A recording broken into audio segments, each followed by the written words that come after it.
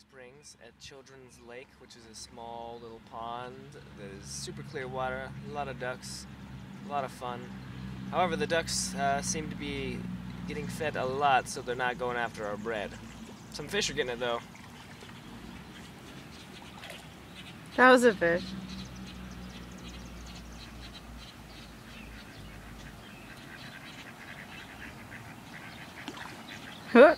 There goes another one.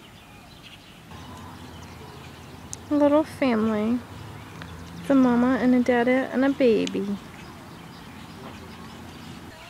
These were some really picky ducks, but it was still really nice to just sit by the pond and feed them, even though they weren't interested in what we were feeding them.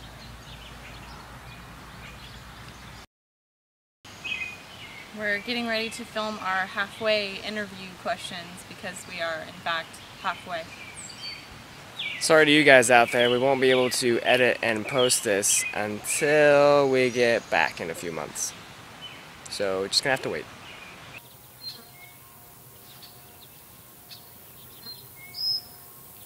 This grass is pretty tall. It's taller than me in some spots.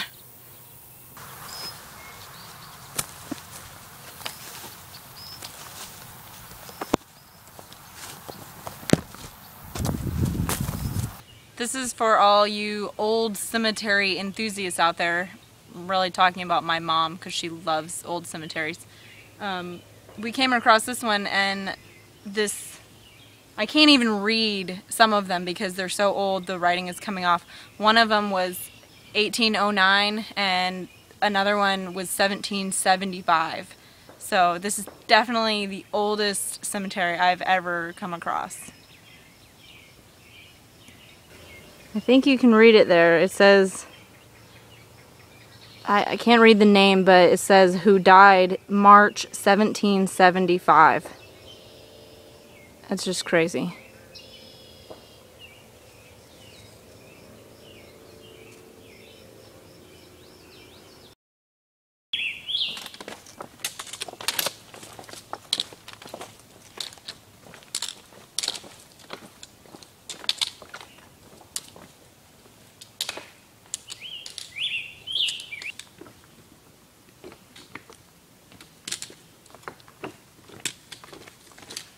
A little bit rocky. Sometimes the Appalachian Trail is not so peaceful and natural. Sometimes we go right by roads. The river's nice.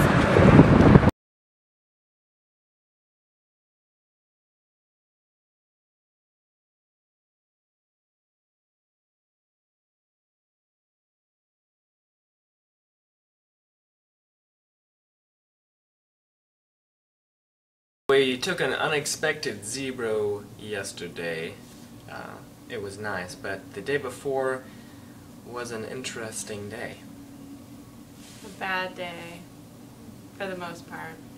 We planned on going almost 25 miles, and early on in the day we ran into a couple other hikers that were getting some support from one of their dads, and they offered they had extra room in a hotel, so they offered a bed for the both of us and a shower for free.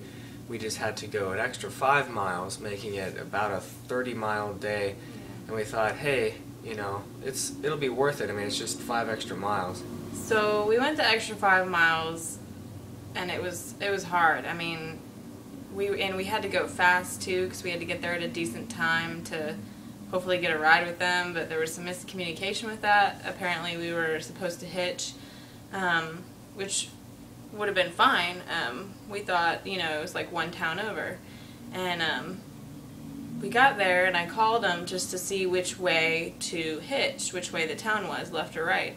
And they discussed amongst themselves in the car for a while, and then got back on the phone and said, well, it's actually in the middle of nowhere, about 45 minutes away, and it's several turns, so it's going to be really hard to hitch.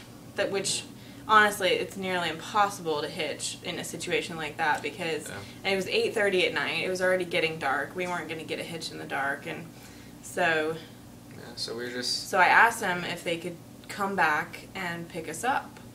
And they discussed amongst themselves, and I guess there was a miscommunication between the hikers and the dad, and we were left high and dry on the side of the road after doing 30 miles and no hotel room as promised. We were really upset. I hung up the phone and just like started bawling. I just lost it. Just started crying. So at that point we were both like so just beyond tired and frustrated, and so we just decided, hey, let's just go get a hotel, and we were going to call someone for a ride, and someone pulled over and helped us out, which is the best part of the day probably. I mean, it helped us out a lot, and we didn't realize it was the weekend, so instead of getting a hiker rate, we got a kind of a jacked up weekend rate, so that was another disappointing thing. But we got a bed, we had a shower, they actually had laundry here, so I mean, it's all good. And the hiker rate was the next day, yesterday, so you know, we were trying to recover. I haven't mentioned this before, but I've been having a foot issue with my left foot, and going the extra 30 miles really started to aggravate it, and I was limping a lot yesterday, so I mean the day before yesterday, and it was just really rough. We think what it is, he went on WebMD and self-diagnosed. His foot was too narrow and it's been squeezing his foot. My shoe. And there's a nerve in there that it's been squeezing. I'm sorry, yeah, his shoe is too narrow. And so it's been squeezing on a nerve, and so he actually called Merrill this morning, his shoe company. He has Merrill shoes.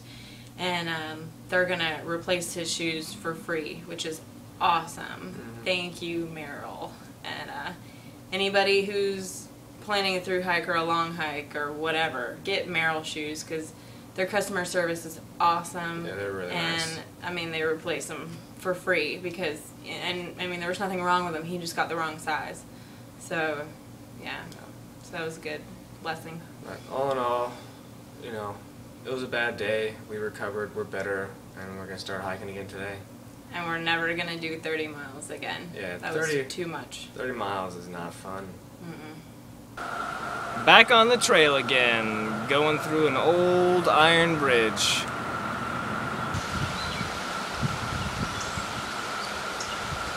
After leaving the Lickdale area, we marched our little way through about 6 miles of thick poison ivy patches and just a lot of brush hanging onto the trail. So that was kind of frustrating. I had a branch of poison ivy hit me across the face. We'll see how that ends up in a few days. And it was kind of slow going. It wasn't rocky and it was flat, but we were just pushing through brush the whole time, so it was kind of annoying. And we were a little perturbed. Got to the shelter, took a break, got some water because we ran out of water, and kind of, you know, relaxed a little bit. And then shortly after leaving that shelter, we came across some trail magic, which was awesome. A lot of cold drinks, food, so brightened our spirits. And we're almost to the next shelter, the 501. There's supposed to be a shower there, and you can order pizza and stuff, but we're already full, so we're just enjoying this view.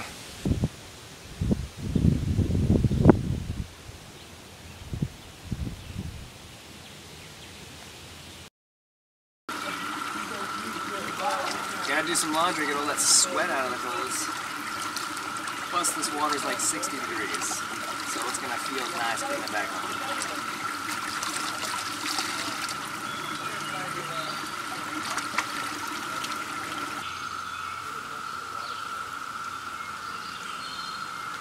Actually smells much better. I didn't think it would.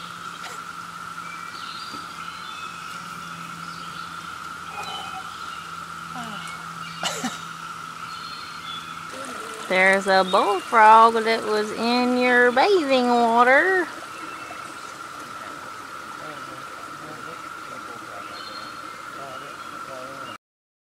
I love going to town. It's so good. So we just left Port Clinton, and it was an awesome town, really friendly people there, and great ice cream. And now, just to let you guys know kind of where we are exactly 4 months on the trail today, and we have passed 1,200 miles. We're at 12 something, I'm not really sure. And just a special update, I'm so excited about this because the bugs out here have been literally driving me insane, like to the point of tears of frustration. And I got this today. I'm so excited about it. A bug net. And like it's not hot or anything, and the bugs they just buzz around and they just want in so bad, and I'm just like, nah, you can't get in, and it's awesome.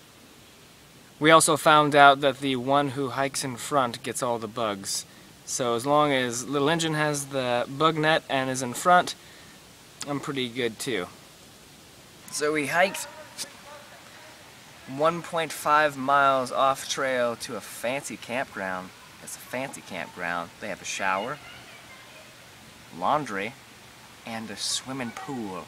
One full of water that is open that we can swim in and cool down.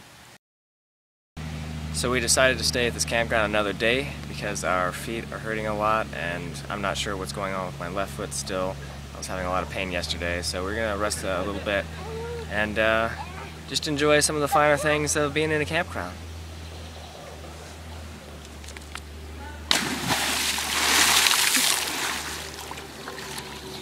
Oh, it feels good.